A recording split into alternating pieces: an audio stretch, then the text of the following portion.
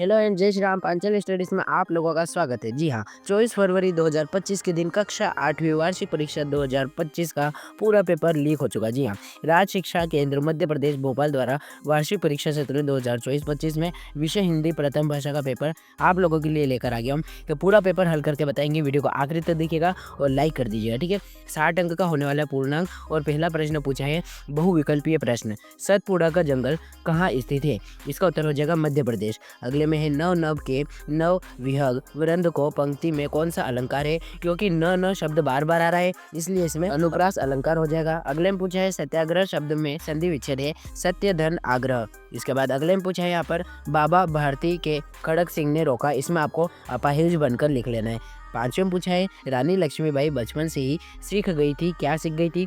तो वह शस्त्र कला सीख गई थी। जी हाँ, शस्त्र वो होते जो कि हाथ में रखकर हम लड़ाई करने के उपयोग में लेते हैं, ठीक है। और अस्त्र जिसे हम हाथ से छोड़कर वार करते हैं। प्रश्न क्रमांक 2 रिक्त स्थान है जो कि 6 से 10 तक चलेगा। रिक्त स्थान में पहला पूछा है गांधी जी अनाज में से क्या चुनते थे? तो स्वाभाविक बात है कंकड़, इसका उत्तर हो जाएगा। अगले में पूछा है रुपया शब्द का सर्वप्रथम प्रयोग किसने किया था? तो उनका नाम था वीर शाह सूरी। उसके बाद अगले में पूछा है मदर शिवराय कात्रे को किसके विवाह के लिए चुना गया था? तो अपनी पुत्री के विवाह के लिए। उसके बाद अगला देखेंगे केरल के लोग नृत्य और संगीत के बड़े शौकीन है, तो इसमें आपको शौकीन कर लेना है। अब अगले में पूछा है नानमेन के गुरु का नाम क्या था? तो स्वामी हरि हास इनका नाम था। अब अति लघु उत्तरीय प्रश्न जो कि 11 से 16 तक चलेंगे। प्रश्न पढ़िए और इनका उत्तर भी स्क्रीन पर दिख जाएगा। वर्दे कविता में कवि किससे वरदान मांग रहा है? तो इसका उत्तर हो जाएगा वर्दे कविता में कवि सरस्वती माँ से वरदान मांग रहा है। प्रश्न क्रमांक 12 पढ़ेंगे राम बाली के सामने आकर क्यों नहीं लड़ा? तो सिंपल सा उत्तर हो जाएगा क्योंकि उससे युद्ध जो भी करेगा उसकी आदि शक्ति बाली को मिल जाए, ऐसा वरदान उसे प्राप्त था। 13वें में पूछा है सालिम अली ने कौन से पक्षी की खोज निकाला? तो सालिम अली ने जो है वन्य डब्बे उल्लू को खोज उछाला, ठीक है। इसका नाम आपको याद रखना है। गीता में कुल कितने श्लोक है? तो उसमें 700 श्लोक है, ठीक है। और अध्याय कितने हैं? तो 18। इसके बाद महात्मा गांधी की पत्नी का नाम, गांधी जी की पत्नी का नाम आप कस्तूरबा कर लेंगे। पटना शहर का पूरा नाम क्या था? तो पटना शहर का पुराना नाम जो है वो हो जाएगा पटलिपुत्र, है ना, पाटलिपुत्र हो जाएगा, ठीक है। इस प्रकार से 16 प्रश्नों के उत्तर मैंने आपको दिए। आपको स्क्रीनशॉट करने की कोई जरूरत नहीं क्योंकि पांचल स्टडीज आप लोगों के लिए लेकर आए हैं भगत सिंह मिशन 95+ सीरीज। जी हाँ, इस सीरीज के अंतर्गत हम लोग आप कक्षा 8वीं के सभी छात्रों के लिए यहाँ पर वार्षिक परीक्षा 2025 में टॉप कराने के लिए हम लोग आप सभी छात्रों के लिए प्रत्येक विषय के 4 सेट हल करके संपूर्ण हल वीडियो के रूप में और पीडीएफ के रूप में 24 फरवरी से 25 मार्च तक लगातार आपको Telegram channel Panchal studies official पर पीडीएफ के रूप में तथा हमारे पांचल स्टडीज़ यूट्यूब चैनल पर फुल सोल्यूशन वीडियो के रूप में आपको संपूर्ण हल प्रोवाइड कराने वाले हैं। और आप लोगों का फ़र्ज़ बनेगा कि हमारे यूट्यूब चैनल को सब्सक्राइब करके अपनी जो है परीक्षा अच्छी से ले जाए और गर्दा उड़ा कराए, ठीक है। तो अब अपने टॉपिक पर वापस आए। उत्तरीय प्रश्न क्रमांक 17 से 22 तक चलेंगे।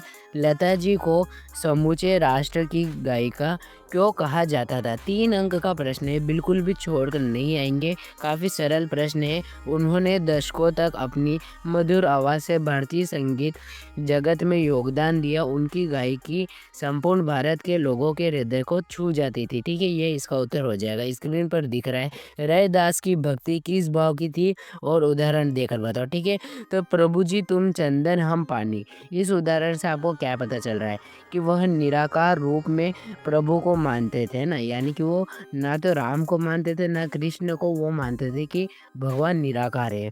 अब अगला है आर्यभट्ट का परिचय दीजिए। तो वह एक खगोलीय और गणितीय खोजों का माध्यम था, है ना। और आर्यभट्ट ने जो है शून्य की संकल्पना की थी और धरती को जो है गति करती है कि इस प्रकार से घूर्णन गति करती है, यह भी उन्होंने ही बताया था। प्रश्न क्रमांक 20 में पूछा है अंग्रेजों ने मुंडा जनजाति का साथ क्या किया? तो यह रहा इसका वर्णन, ठीक है।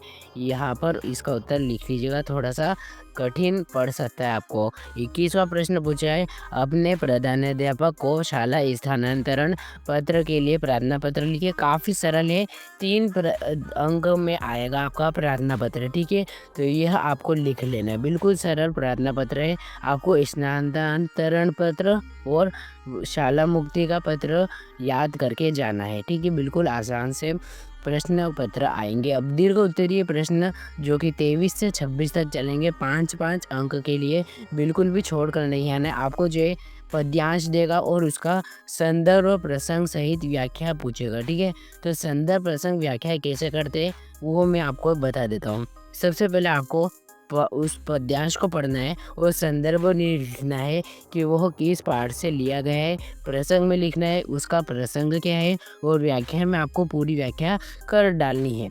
प्रश्न क्रमांक 25वां जो है यह भी आपका जो है संदर्भ प्रसंग है, लेकिन यह गद्यांश में से, ठीक है। तो 25वां आपको एक अपठित गद्यांश मिलेगा जिसमें से प्रश्न पड़ेगा ना, तो आपको जो है अच्छे से गद्यांश पढ़ना और इनका उत्तर लिखना है, ठीक है। सबसे पहले तो इसका शीर्षक पूछ रहा है, तो शीर्षक इसका हो जाएगा समय, है ना, आपको अच्छे से पढ़ना है। उसके बाद कुछ प्रश्न उत्तर है, जैसे कौन सा व्यक्ति श्रेष्ठ नागरिक बन सकता है, तो यहाँ पर मैं जो है आपको निशान लगाकर बता देता हूँ, ये इसका उत्तर हो जाएगा। और तीसरे का उत्तर यहाँ से यहाँ तक निशान लगा दिया, यह उत्तर हो जाएगा। प्रश्न क्रमांक 26 जो कि आपका आखिरी है, इसमें आपको एक निबंध लिखना है 5 अंक के लिए। कोई महापुरुष, मेरी प्रिय पुस्तक या मेरा विद्यालय, ठीक है। तो मेरा विद्यालय लगभग सभी बच्चों को याद है, तो इसमें आपको जो है 10 लाइन आपके मन से लिख लेनी है ना। तो इसमें आपको जो है बिल्कुल भी दिक्कत नहीं आएगी। महापुरुष में आप गांधी जी का याद कर सकते हो, प्रिय पुस्तक आपको जो है छोड़ देना है, ठीक है। इस प्रकार से आपको यह प्रश्न पत्र मैंने पूरा हल करके बताया है, अच्छे से याद करके जाइएगा। इसके अलावा हमने जो सेट बी भी डाला है चैनल पर, उसे भी देख लीजिएगा, तो आपकी तैयारी पक्की हो जाएगी। टेलीग्राम चैनल ज्वाइन कर लीजिएगा, वहाँ से आपको जो है PDF मिल जाएगा इस प्रश्न पत्र का। Thanks for watching, all the best.